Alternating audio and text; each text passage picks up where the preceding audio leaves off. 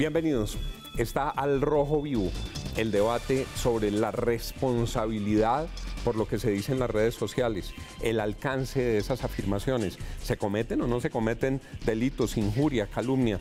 El director de televisión de la Casa de Nariño hizo un trino diciendo que palabras más, palabras menos, parecían putas las mujeres petristas. El community manager de la directora del Centro Democrático dijo palabras más, palabras menos, que Vicky Dávila era una rata. Echaron a un funcionario público por incluir opiniones personales en las cuentas institucionales de una entidad oficial.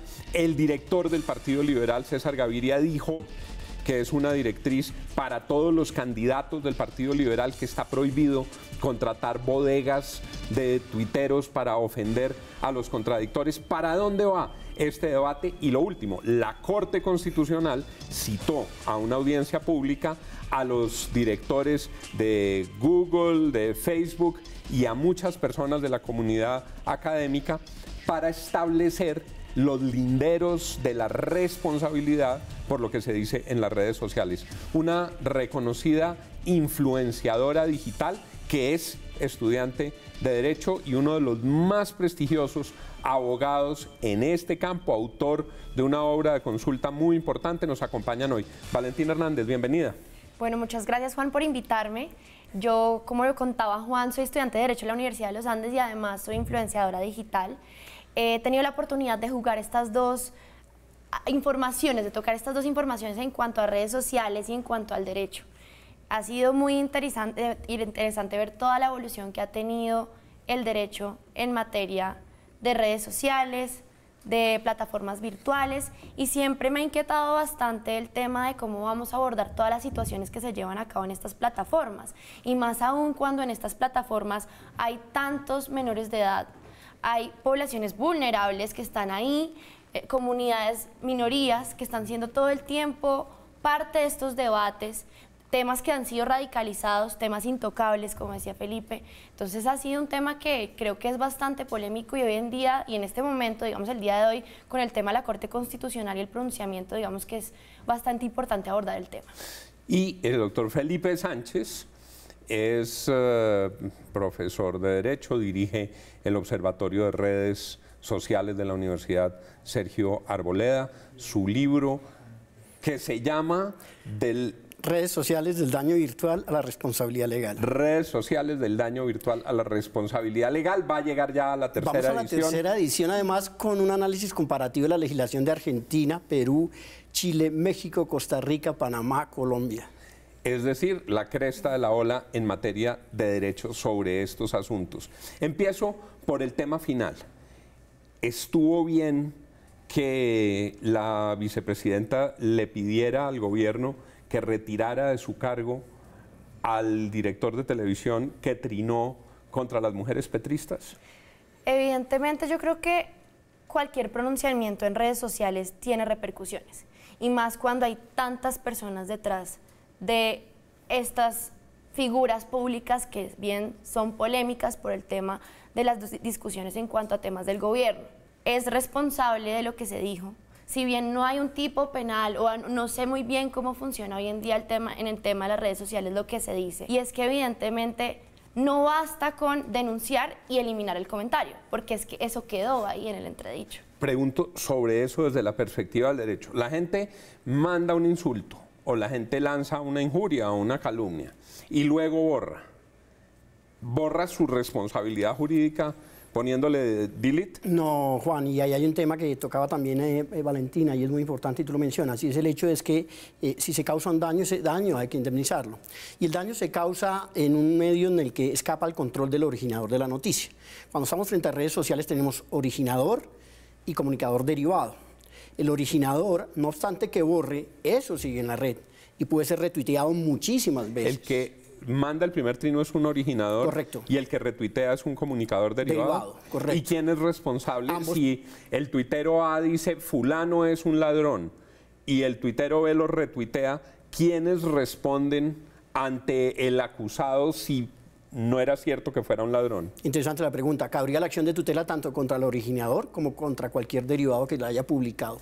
Lo importante obviamente es buscar en una acción de tutela, si hay una lesión al buen nombre, que haya una retractación, es decir, un derecho para que la persona diga que lo que manifestó no era cierto y corrija el buen nombre. Pero aún así, si se causó un daño, como ha pasado en muchos estados, las personas pueden ir en contra de las personas que retuiteen eso. Es muy frecuente en países, por ejemplo en Europa, que cuando yo informo algo en las redes y eso es retuiteado por personajes públicos como youtubers o influenciadores, pues se demanda mejor al youtuber y al influenciador. ¿Por qué? Porque él sí tiene dinero.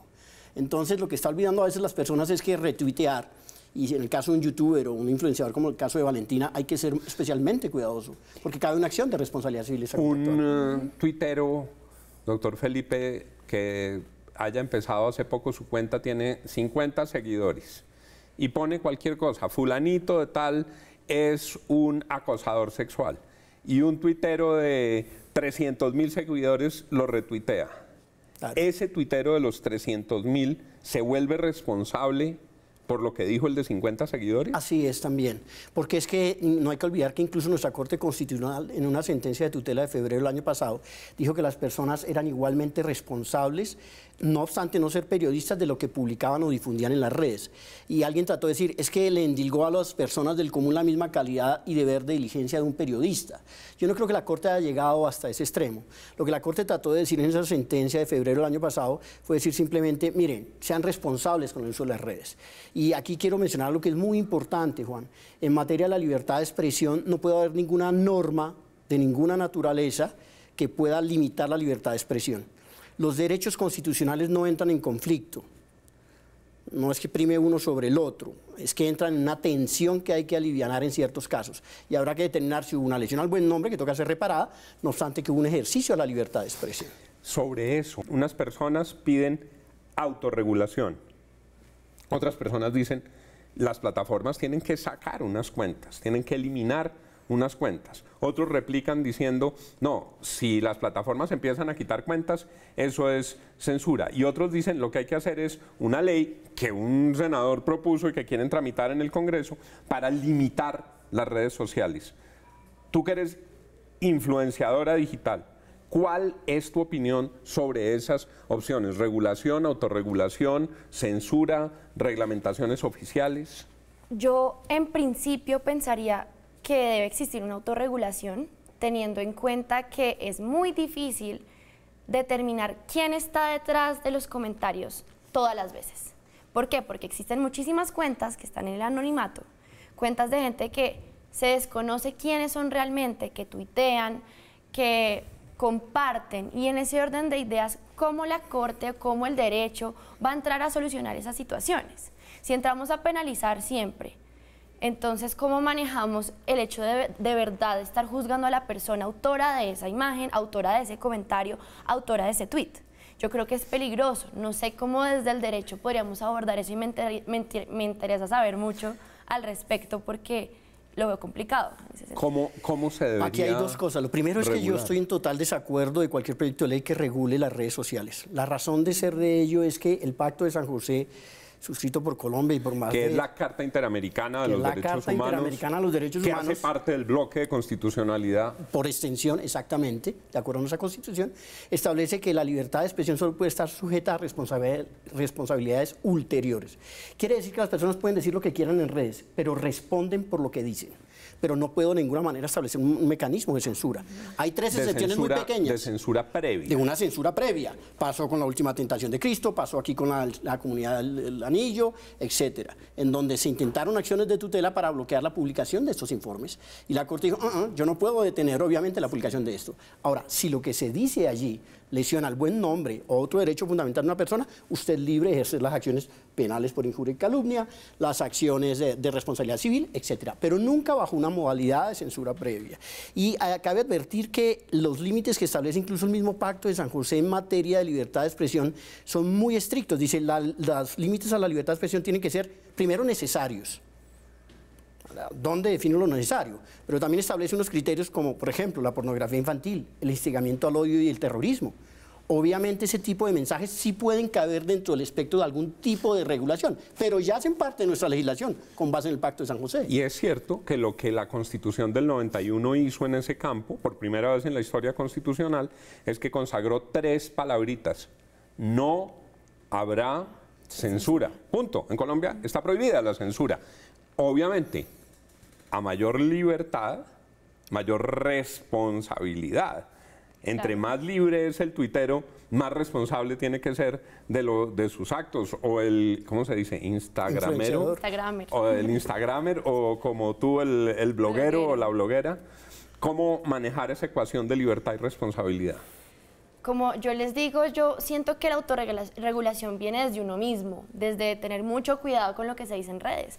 Y desde que yo estoy en estas plataformas siempre he cuidado mucho eso porque siento que ante cualquier comentario se hieren muchísimas susceptibilidades por la velocidad en la que se maneja la información.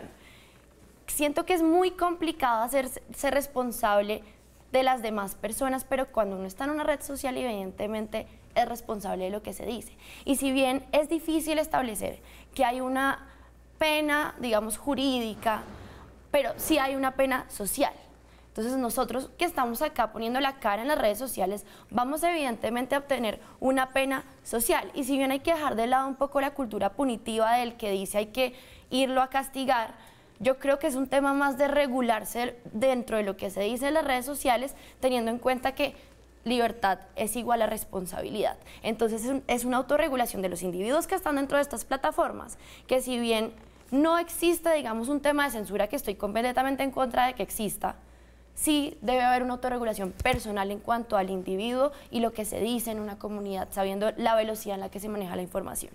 ¿Cuál debería ser la responsabilidad de las plataformas? De Twitter, claro, de Facebook, y esto es una discusión mundial. Lo que ha pasado con Facebook y el señor Zuckerberg le ha dado la vuelta al mundo. Así es, Juan.